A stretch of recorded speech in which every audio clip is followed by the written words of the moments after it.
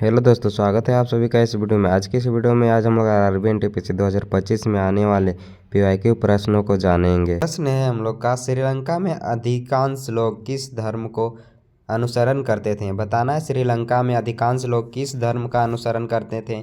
तो option A में ईसाई धर्म, ऑप्शन बी में इस्लाम, ऑप्शन सी में बौद्ध धर्म, ऑप्शन डी में हिंदू धर्म।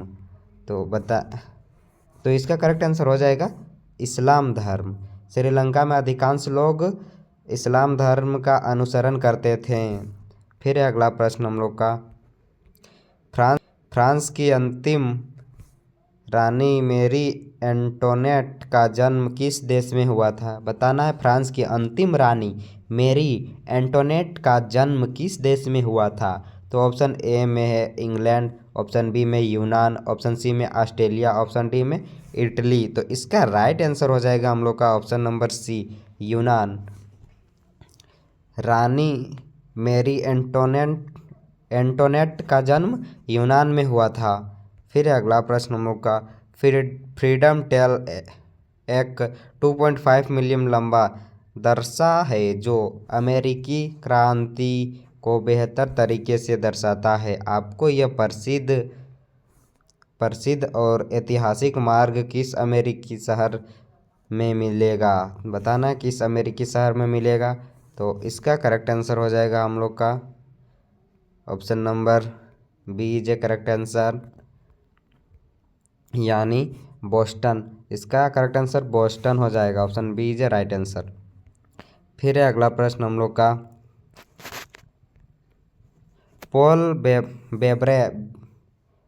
बेब्रे ब्रिटिशों के विरुद्ध अमेरिकी क्रांति में लड़ने वाले एक देशभक्त थे। उस शहर का नाम क्या है जहां वह रहते थे और जहां उनकी मृत्यु हुई? पॉल बेब्रे का घर अभी भी इस शहर में स्थित है। कहाँ स्थित है बताना है। तो ऑप्शन ए में शिकागो में, ऑप्शन बी में बोस्टन में, ऑप्शन सी में पेंसिल्वेनिया में, ऑप्शन डी में फ्लोरिडा में। तो इसका करेक्ट आंसर हो जाएगा ऑप्शन नंबर बी, बोस्टन में। उनका घर बोस्टन शहर में स्थित है, पॉल बेब्रे का। फिर अगला प्रश्न हम लोग का, स्वतंत्रता, समानता और बंधुता की प्रेरणा ब्लैंक स्पेस से ली गई है। बताना स्वतंत्रता, समानता और बंधुता की प्रेरणा किस से ली गई है? तो ऑप्शन ए में भारतीय क्रांति से, ऑप्शन बी में रूसी क्रांति से, ऑप्शन सी में फ्रांसीसी क्रांति से, ऑप्शन डी में अमेरिकी क्रांति से। तो इसका राइट आंसर हो जाएगा ऑप्शन नंबर सी, फ्रांसीसी क्रांति से। स्वतंत्रता, समानता और बंधुता फ्रांसीसी क्रांति से ली गई है। फिर अगला प्रश्न हम लोग का, मैग्ना कार्टा ब्लैंक स्पेस द्वारा जारी अधिकारों का चार्टर है। बताना इसका करेक्ट आंसर क्या हो जाएगा, ब्लैंक स्पेस में क्या भराएगा। तो ऑप्शन ए में है इंग्लैंड के राजा जॉन, ऑप्शन बी में king Albert Edward, option C king George पंचम, option D king William Henry. तो इसका करेक्ट आंसर हो जाएगा ऑप्शन नंबर ए, इंग्लैंड के राजा जॉन। मैग्ना कार्टा इंग्लैंड के राजा जॉन द्वारा जारी अधिकारों का चार्टर है, option A is a correct answer.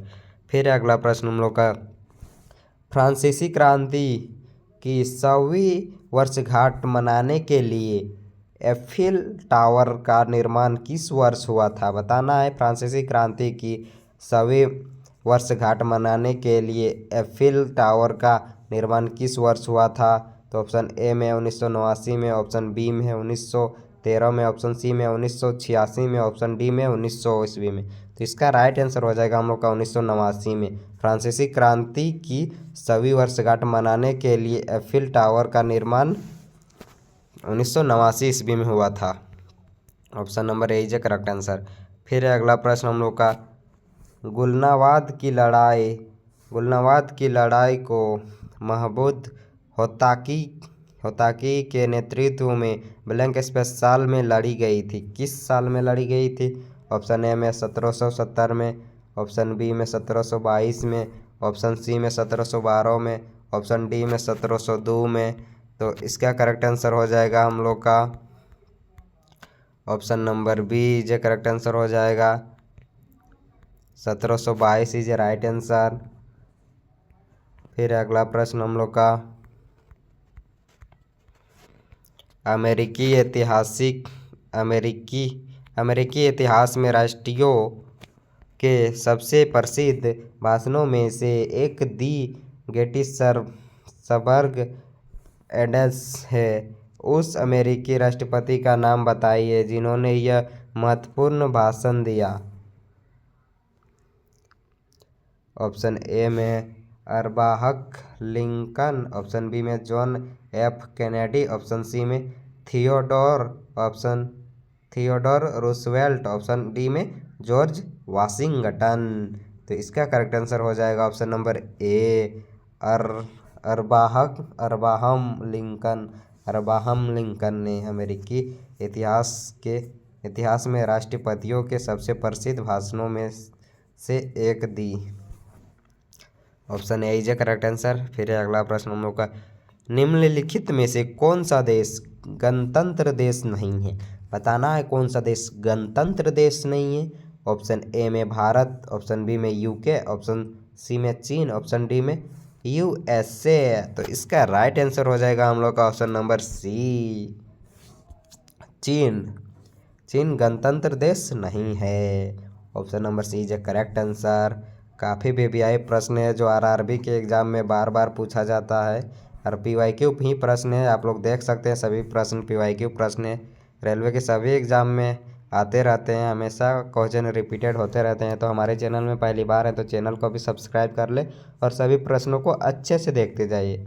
100% आने वाले प्रश्न हैं जो पूछे गए हैं और रिपीटेड होते ही रहते हैं। फिर अगला प्रश्न हम लोग का ब्रेटन वुड्स समझौते के तहत कब एक नई अंतर्राष्ट्रीय मौद्रिक प्रणाली प्रारंभ की गई। बताना है कब की गई थी। तो ऑप्शन ए में 1948 में, ऑप्शन बी में 1945 में, ऑप्शन सी में 1942 में, ऑप्शन डी में 1944 में। तो इसका करेक्ट आंसर हो जाएगा 1944 में।